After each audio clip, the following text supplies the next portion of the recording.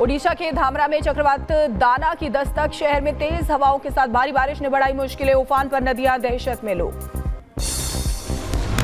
ओडिशा के भद्रक में दाना तूफान का असर, तेज हवाओं के साथ हो रही बारिश, रेस्क्यू टीमें अलर्ट पर। ओडिशा के बंसाड़ा में तूफान ने मचाया कहर, बिजली के खंभे गिरे, कई घरों की छत गिर गई।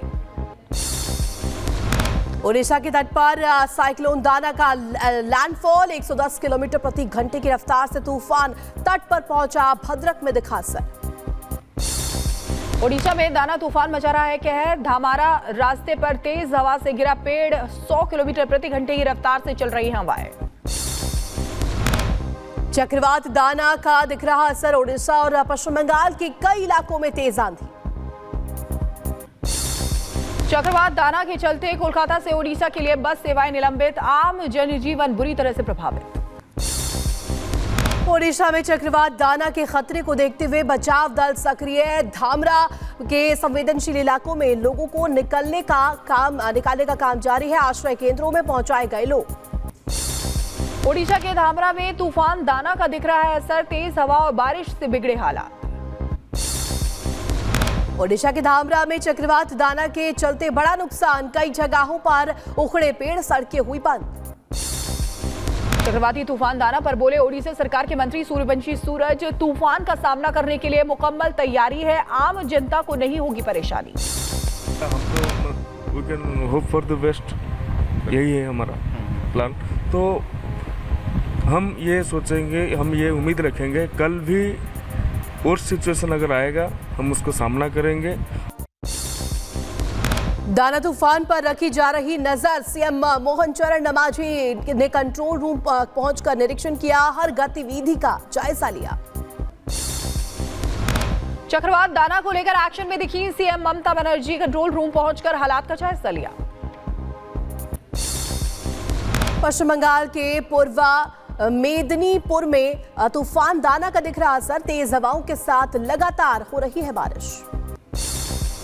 जम्मू कश्मीर के गुलमर्ग में आतंकी हमला हुआ है, अटैक में 2 जवान शहीद हुए हैं, 2 पोर्टर्स ने भी जान गंवाई है।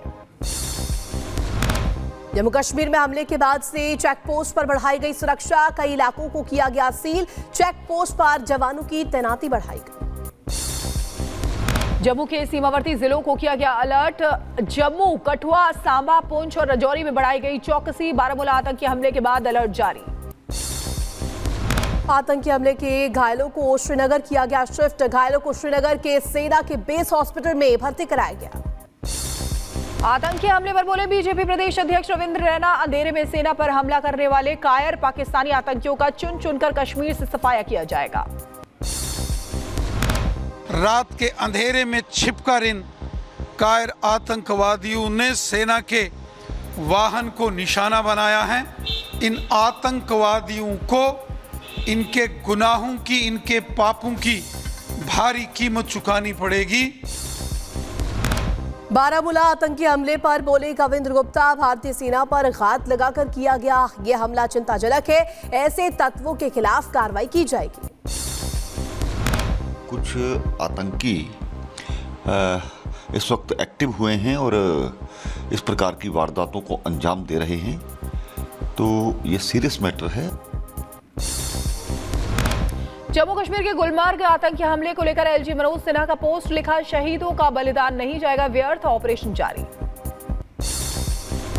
बिजनौर के युवक को आतंकियों ने कश्मीर में मारी गोली, अस्पताल में भर्ती, परिजन बोले हम भगवान को से प्रार्थना कर रहे हैं वो जल्द ठीक हो जाए।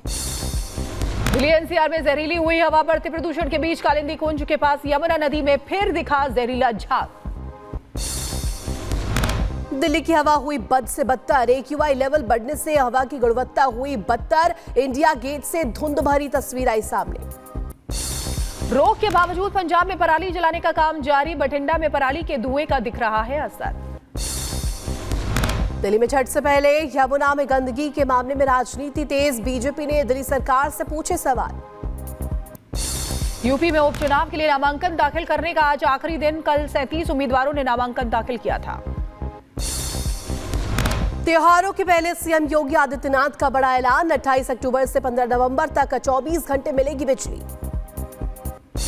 त्योहारों को देखते हुए सीएम योगी का पुलिस प्रशासन को निर्देश, कानून व्यवस्था को सुचारू बनाए रखें, अराजक तत्वों से सख्ती से निपटा जाए, फेक न्यूज फैलाने वालों पर त्वरित कार्रवाई सुनिश्चित की जाए। सीएम योगी आदित्यनाथ का आज महाराजगंज को देंगे करोड़ों की सौगात, चौक बाजार नगर पंचायत के कार्यालय भवन का करेंगे उद्घाटन। केंद्रीय मंत्री जीतन राम मांझी का बयान, पीएम मोदी ने बिहार के लिए बहुत कुछ किया है, हम बिहार उपचुनाव में चारों सीटें जीतेंगे, झारखंड और महाराष्ट्र में भी बनेगी एनडीए की सरकार। सीट एनडीए की सीट निकलेगा और काफ़ी मतों के अंतर से जीतेगा। झारखंड हो या महाराष्ट्र हो, दोनों में एनडीए की सरकार बनेगी। झारखंड विधानसभा चुनाव 2024 के लिए आजसू पार्टी की दूसरी सूची जारी। मनोहरपुर विधानसभा से श्री दिनेश चंद्र बोयपाई जी को प्रत्याशी बनाया गया।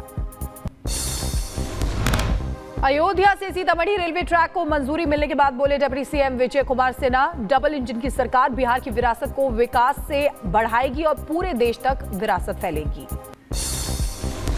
डबल इंजन की सरकार बिहार के विरासत को विकास से बढ़ाएगा और पूरे देश तक इस विरासत की पहुंच बनाएगा।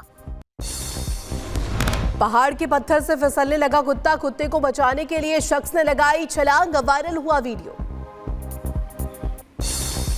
राजस्थान के भीलवाड़ा में दो गुटों के बीच झड़प के बाद तनाव का माहौल है, भारी पुलिस बल की तैनाती है, चाकूबाजी में 3 लोग बुरी तरह घायल हुए थे। विरोध में हिंदू संगठन ने किया विरोध प्रदर्शन। आगरा में पुलिस और बदमाशों के बीच मुठभेड़, एनकाउंटर में 5 बदमाश हुए घायल, सभी को इलाज के लिए अस्पताल में भर्ती कराया गया। यूपी के कानपुर में मुस्लिम युवक के पहचान छिपाकर काम करने पर हंगामा, बजरंग दल कार्यकर्ताओं ने खाने की सैंपलिंग की जांच की मांग।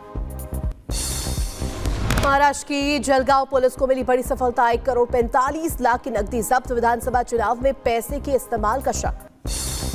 नोएडा में इनकम टैक्स विभाग की बड़ी छापेमारी, बिल्डर राकेश बहादुर के 26 ठिकानों पर छापेमारी, सभी ठिकानों से टैक्स चोरी से जुड़े अहम दस्तावेज मिले हैं।